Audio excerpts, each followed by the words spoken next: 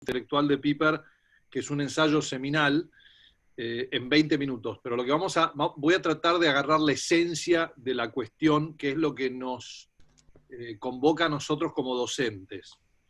Piper escribe este ensayo a fin de la Segunda Guerra Mundial, cuando Alemania estaba siendo reconstruida.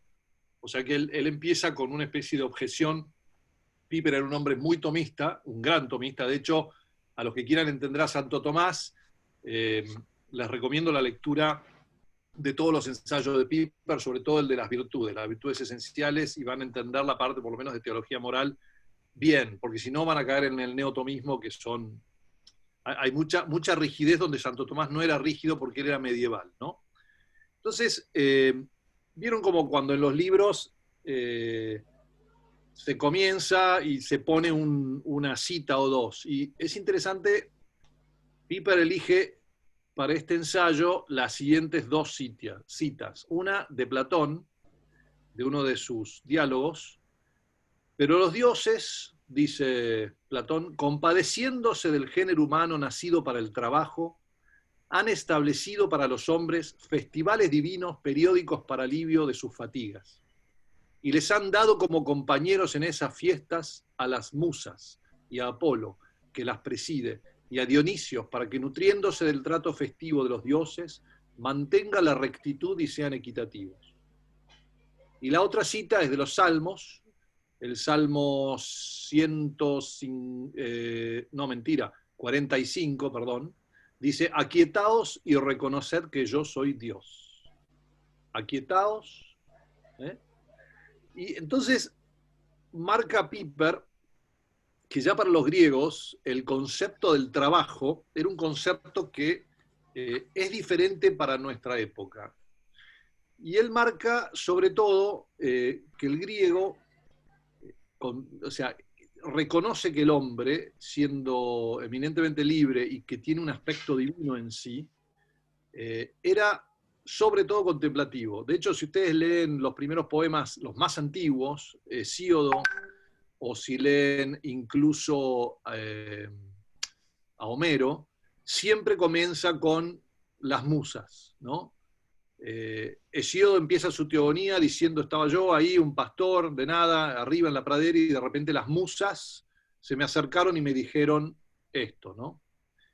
Escribe sobre esto, y me dieron el poder de entender cómo estaba el orden divino. Lo mismo pasa con Homero, que dice: cantad musas sobre la furia de Aquiles, el hijo de Peleo, etcétera, etcétera. Pero siempre las musas, ¿no? Y al mismo tiempo, Sócrates reconoce, o si quieren, todo el resto de los poemas son una serie de trabajos arduos para llegar a ese fin último, que sea la conquista de Troya, o sea escribir esta teogonía, o sea incluso llegar a la verdad, que Sócrates siempre dice que es algo arduo, ¿no? Bien. Entonces, tenemos el concepto de que hay que trabajar para llegar a la verdad, pero al mismo tiempo están ahí las musas que nos inspiran, y está este concepto cristiano, judío, del séptimo día. Aquietaos y reconoced que yo soy Dios. Aquietaos. ¿Qué nos dice Dios, no? Y del séptimo día, Dios descansó. Trabajó 6 días y descansó un día. Bien. Hacemos fast forward y llegamos a la Alemania del siglo XX, después de Kant, después de Hegel, después de Marx, después de todos los que filosofaron en alemán, y nos encontramos con esta ética protestante del trabajo, del que tanto se honra siempre cuando dicen: no, lo que pasa es que los yanquis y los ingleses son así porque tienen la ética protestante del trabajo. Bueno, leyendo este ensayo uno se entera de que Piper rechaza esa ética, siendo él incluso siendo un alemán, ¿no? Él es católico, y la rechaza con razón. Y en esa ética protestante lo que dice Piper es que el concepto de trabajo moderno, incluso el concepto del intelecto moderno, es un concepto kantiano. Es un concepto en donde la vida intelectual es muy trabajosa, o es muy, por así decir, ardua. Requiere mucho trabajo llegar a ser un verdadero intelectual o un filósofo. Por lo tanto, el que usa el intelecto trabaja. Por lo tanto, el mundo se divide entre los trabajadores manuales y los trabajadores intelectuales. Pero en esencia todos trabajan. ¿Sí? Entonces, Kant de hecho lleva a la moral este mismo teorema, que es cuanto más arduo es el trabajo, cuanto más me cuesta, más vale moralmente. Es como el tema del sacrificio. Uy, cómo me cuesta dejar el azúcar, cómo me cuesta no hablar mal de otro. Bueno, te cuesta mucho, más mérito tiene. Pues no, dice Santo Tomás. El mérito nunca viene por el trabajo, sino que el mérito viene por la bondad misma de la cosa. ¿Me explico? O sea, la caridad es tal, o si quieren, el ejemplo perfecto es el buen ladrón. Está en la cruz. Pasó toda una vida de desorden y en la cruz se ordenó. En 3 segundos hizo una frase y se ganó el cielo. ¿Qué es eso, no? Y también, cuando uno estudia la ética de Aristóteles, o si quieren la moral, uno aprende de que la virtud no es el trabajo que uno hace para subir la montaña. La virtud es cuando uno llega a hacer algo tan fácilmente que es segunda naturaleza. Entonces, así como a Tiger Woods no le cuesta pegarle bien a la pelota de golf, tampoco a Cristo le costaba perdonar y perdonar a sus enemigos. Porque Piper dice, justamente, la moral cristiana, muchos dicen, miren qué difícil que es que nos pide perdonar a nuestros enemigos, algo re difícil. Pero en realidad lo que está diciendo es verdad que es difícil, pero no es eso lo que lo hace bueno. Lo que lo hace bueno es que es eximio en la cosa en sí. Es algo que es casi divino, pero bueno, a Cristo, que era el hombre virtuoso por naturaleza, no le costaba. No le costaba ser caritativo, no le costaba ser todo lo que era. Entonces, él tenía todas las virtudes en grado eximio, las tenía todas, y a él no le costaba. ¿Pierde por eso mérito? Kant diría sí. Nosotros decimos no. Entonces, ese es el primer concepto que quiero que entendamos, ¿no? Es el concepto de trabajo. El concepto de trabajo no está, o sea, el concepto de que hay un trabajo y hay otra cosa, que no es trabajo, sino que se llama contemplación. Y en esa cosa que no es trabajo o no es negocio, la negación del ocio, es el ocio.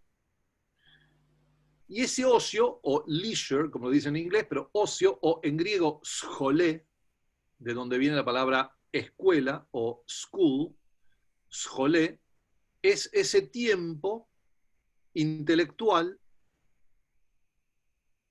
para que es, perdón, más que intelectual es espiritual, porque es un tiempo en donde el hombre es verdaderamente hombre en su capacidad no tanto humana, sino divina, digamos, sino en su capacidad sobrenatural, en esa imagen divina, en esa capacidad de contemplar. Entonces, Piper nos recuerda también la distinción entre el hombre y el ángel, por ejemplo. El hombre está acostumbrado, y Kant dice lo que dice, porque estamos acostumbrados a ir paso a paso por la razón a llegar a una verdad. En cambio, el ángel la ve todo de golpe, toda de una, como Dios hace las cosas, ¿no? Todo de uno también la ve así. Y decimos que el ángel es intelectual y que el hombre es racional. Bien, esa misma distinción, llevada al uso a la contemplación, es ¿qué es la contemplación? ¿Qué es el ocio? Bueno, Aristóteles básicamente dice que el ocio significaba aquella contemplación de la realidad que uno llama filosofía. ¿Sí? El hombre liberalmente educado griego era contemplativo. Entonces, como tal, era un hombre libre. Y por eso que por eso que la educación eran de las artes liberales, ¿no? Entonces, Piper distingue entre una educación de artes liberales y una educación de artes serviles. Y acá hay una distinción que es importantísima para todos nosotros maestros. Las artes liberales, vamos a empezar por la más fácil, las artes serviles son aquellas artes que son útiles para otra cosa. Cuando yo uso lo que estoy estudiando, lo quiero porque me es útil para otra cosa. Así como, por ejemplo, en la modernidad, el descanso, el ocio, es visto como un tiempo de recuperación para poder volver a trabajar.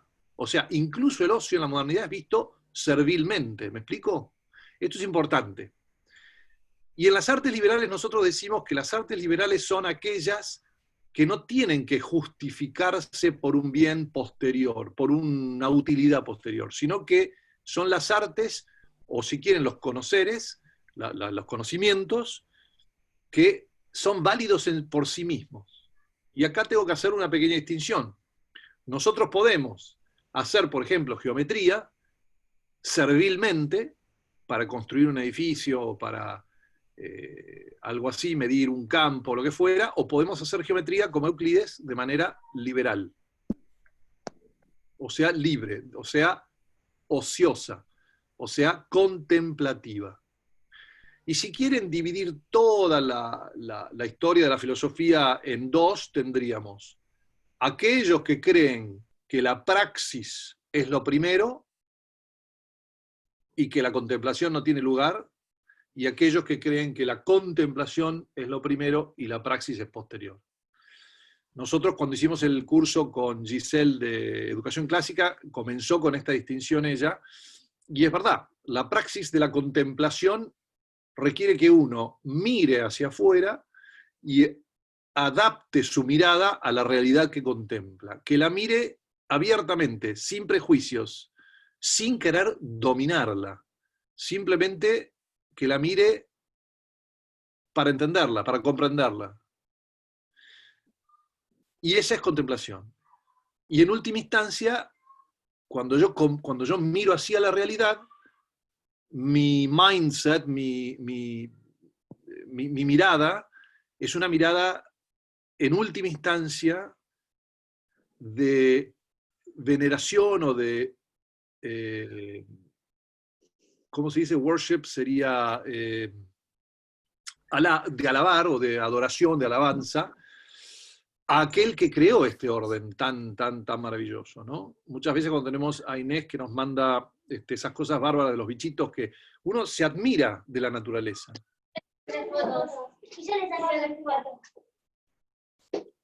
Hola, Caro. Hola. Muteate así, seguimos Sí, perdón. Entonces, uno mira, es una mirada, ¿no? Cuando yo contemplo, estoy forzado a quedarme quieto, hacer silencio, interior y exterior. Observar con enorme, con honestidad y con delicadeza lo que está ocurriendo enfrente mío o lo que estoy viendo. Y esa observación me lleva necesariamente a reflexionar, y esa reflexión me lleva a intentar comprender. Y de repente recibo una epifanía, un flash, que no es mío, viene de arriba. Y eso es contemplar, y por eso la contemplación, en suma, es divina, ¿no? Y es esa epifanía que hace que yo después me siente y haga el trabajo arduo, ahora sí, de escribir la teoría paso por paso, razonando los pasos para poder llegar a comprender aquello que yo vi de un vistazo. Los poetas, los músicos, los buenos músicos que componen y los poetas tienen esta capacidad de poner en verso lo que a nosotros muchas veces, si yo tuviese que escribirlo en un tratado de moral, escribir sobre el amor, y tendría que escribir muchas páginas. El poeta muchas veces hace una frase y uno asiente y dice, sí, es tal cual, es así. Bueno, ese es el conocimiento poético que siempre habla John Singer, ¿no? Pero ese es el ocio. Esa es la contemplación. Esa es la vida contemplativa en cierto sentido. Es esa actitud. Contrario a esta actitud está aquel que, por ejemplo, en estos días del COVID, se suma a la ciencia para descubrir el bicho, pero no para ver el orden de las cosas, sino para dominarlo, y para utilizarlo, y para hacer una vacuna y para venderla. O sea, tiene toda una utilidad, es toda otra mentalidad. Y entonces yo fuerzo una teoría, y si la teoría no funciona, intento que funcione y no miro realmente lo que ocurre ahí. Estas son las dos actitudes, la contemplativa o de ocio y la de la praxis o del trabajo. Bueno, el amigo Piper nos dice, el autor, que nosotros, o sea, que para estar liberalmente educado, uno debe ser contemplativo. Y que esa contemplación en última instancia está para poder conectarse con y adorar a los dioses, o a Dios, ¿no? Y es interesante porque la actividad propia del ocio, o de la escuela, del scholé, de la academia, de la universidad y de todos los estudios, la actividad propia es el ocio en esos lugares. Y entonces es ver receptivamente y tener esas intuiciones intelectuales que llamamos la contemplación o la filosofía. Y en su instancia más profunda, la adoración litúrgica. ¿Con esto qué nos quiero decir? Bueno, nosotros enseñamos en sedes y de alguna manera nosotros queremos, como docentes, tenemos dos opciones: educar para el trabajo o educar para el ocio. Y todo lo que hacemos puede estar para formar al chico para el ocio o para formarlo para el trabajo. 1000 veces escuchamos, es que tiene que entrar a la universidad. Y la universidad, ¿qué se hace? Se explica, se enseña una profesión. ¿Y esa profesión qué es? Bueno, por su propio nombre, es algo que alguien profesa, o sea, alguien hace para trabajar. ¿Y ese trabajo qué es? Y hoy en día es todo, pero en realidad el trabajo es un medio. Porque si vos le preguntás a cualquiera, ¿para qué trabajás tan duro para hacerme rico? ¿Para qué? Para tener tiempo libre. Y como el santiagueño uno diría, ¿para qué? O sea, el santiagueño que estaba durmiendo al lado del río, ¿se acuerdan de ese cuento? La Andricina lo cuenta muy bien. Está pescando al lado de un río y está contemplando, si quieren. Y viene un americano y le dice, usted sabe que la caña esa es ineficiente, usted podría tener un medio mundo y sacar varios pescados. ¿Y para qué? Y bueno, pues entonces usted se queda con un pescado y vende el otro, y al vender el otro se puede comprar 2 medios mundos. ¿Y para qué? Y para tener 4 pescados, y así usted vende 3, y, bueno, y luego se hace una casa. Y el americano le hizo una industria. ¿Y para qué quiero yo todo eso y la industria? Y dice, bueno, para que entonces finalmente cuando usted sea rico va a tener tiempo libre y va a poder descansar. Y el santiagueño dice, ¿qué cree que estoy haciendo? Bueno, en cierta medida, la lógica es o vamos a educar para el trabajo o educamos para el ocio. O educamos por las artes serviles, o incluso las artes liberales las educamos servilmente, o educamos para el ocio, para la contemplación, las artes liberales. Recuerden que nosotros nos fundamos, fundamentalmente nos fundamos para eso, para las artes liberales, a educar en las artes liberales, para ser hombres libres tenemos que ser hombres capaces de vivir consigo mismos y con Dios y de comprender lo que los rodea para poder realmente celebrar, festejar. Y acá es algo muy interesante, dado que ya me quedan 2 minutos o 3 de esta presentación así, lo que digo es, Piper tiene una frase que vale la pena una conferencia en sí misma y un libro. Dice, el ocio es al tiempo lo que el templo es al espacio. Esa frase es genial. El ocio es al tiempo lo que el templo es al espacio.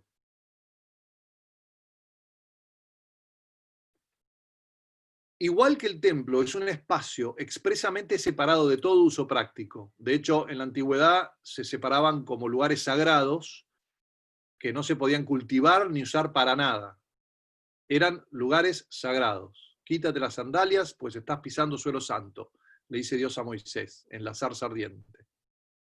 Bueno, había unas rocas que se hacían sacrificios y no se podían usar para nada más esos montículos. Lo mismo el templo. Está separado para el culto divino, para la liturgia. ¿No? Y entonces, ¿qué es la santificación entonces del séptimo día? Sino justamente la celebración, el festival que son el corazón del ocio. Entonces, Piper concluye que la actividad propia del ocio es el festival, es el celebrar.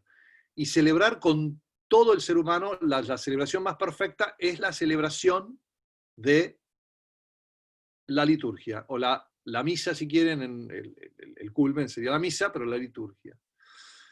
Y por eso nosotros insistimos mucho que todo lo que hacemos lo hacemos para la liturgia, ¿no? Y es interesante que en esta cuarentena, les digo, esto tiene que ser una experiencia de todos ustedes. En esta cuarentena nos han dado tiempo a patadas para contemplar, pero nos sacaron la misa, nos sacaron el domingo, nos sacaron los sacramentos. Y el resultado es que, la verdad, en mi caso, mucho más desquiciado y disperso es el uso de mi tiempo. ¿Me explico? Es como que no se siente como un tiempo libre. Entonces, el mismo acto filosófico de conocer, de contemplar, el acto ocioso por excelencia, deriva su justificación justamente de la liturgia, como su fin, de la celebración de lo divino. Entonces,